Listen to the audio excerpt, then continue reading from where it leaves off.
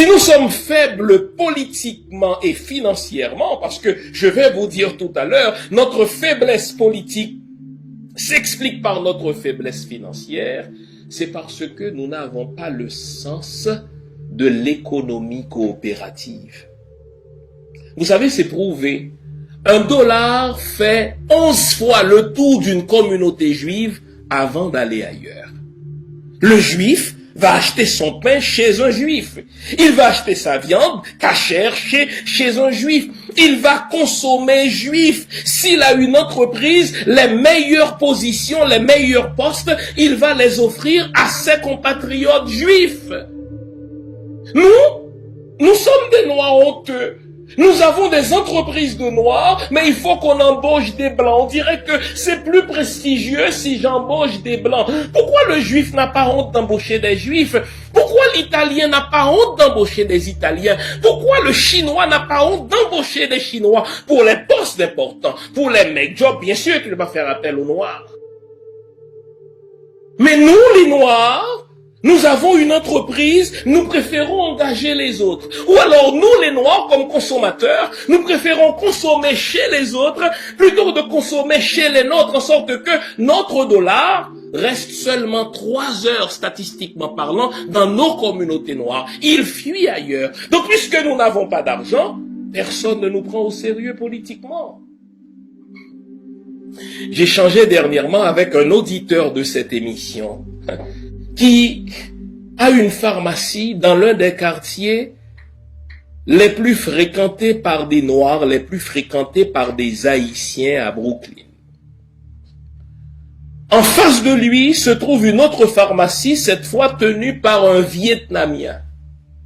Et mon ami me dit avec tristesse comment il constate que jamais un Vietnamien ne va-t-il acheter ne serait-ce qu'un Tylenol dans sa pharmacie à lui. Pourquoi? Parce que le Vietnamien, il sait qu'il doit consommer chez un compatriote, ne serait-ce que pour le rapprochement culturel, ne serait-ce que pour l'aisance langagière, il va acheter son Tylenol chez le pharmacien vietnamien. Mais notre compatriote haïtien qui tient une pharmacie dans un quartier fréquenté majoritairement par des Haïtiens, il me dit c'est avec tristesse de voir que les propres Haïtiens, ses propres compatriotes, vont acheter leurs médicaments à la pharmacie du Vietnamien. Généralement, quand on fait ça, soit c'est par inconscience identitaire, nous ne comprenons pas ce qu'on appelle l'économie coopérative. Nous devons faire en sorte que notre argent reste dans notre communauté. Ou alors, je vais vous regarder droit dans les yeux pour vous le dire. Je demande à Winnie de me faire un gros plan. Pendant la période de l'esclavage et pendant la période de la colonisation, on nous a instillé la jalousie. On nous a appris à détester ceux d'entre nous qui réussissent, en sorte que quand quelqu'un est en train de réussir, nous allons tout faire pour l'empêcher de réussir, car nous nous disons, si je vais acheter un médicament à sa pharmacie, je vais le rendre plus riche, plutôt que de le rendre plus riche lui, je préfère l'acheter mon médicament chez le Vietnamien. Mais ça, les amis, ça s'appelle de l'imbécilité.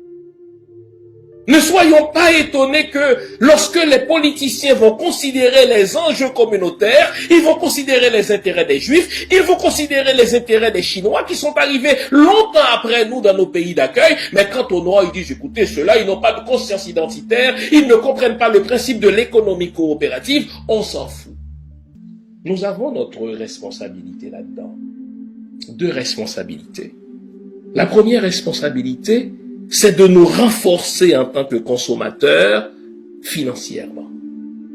Quand vous allez consommer, quand vous allez donner un ouvrage pour des travaux de rénovation chez vous, je prends cet exemple-là, quand vous allez faire réparer votre voiture, la première question que vous devez vous poser, est-ce que ce commerce-là est détenu par l'un des miens? Aussi longtemps que nous serons faibles financièrement, nous serons faibles politiquement. Ce sont 2 vases communicants. Quand vous êtes fort économiquement, vous pouvez influencer la politique et envoyer les candidats que vous voulez pour faire avancer vos causes. Mais aussi longtemps que nous perdons toute notion d'identité financière, au point que nous ne savons même pas ce que c'est que l'économie coopérative, nous serons toujours en tant que Noirs au bas de l'échelle.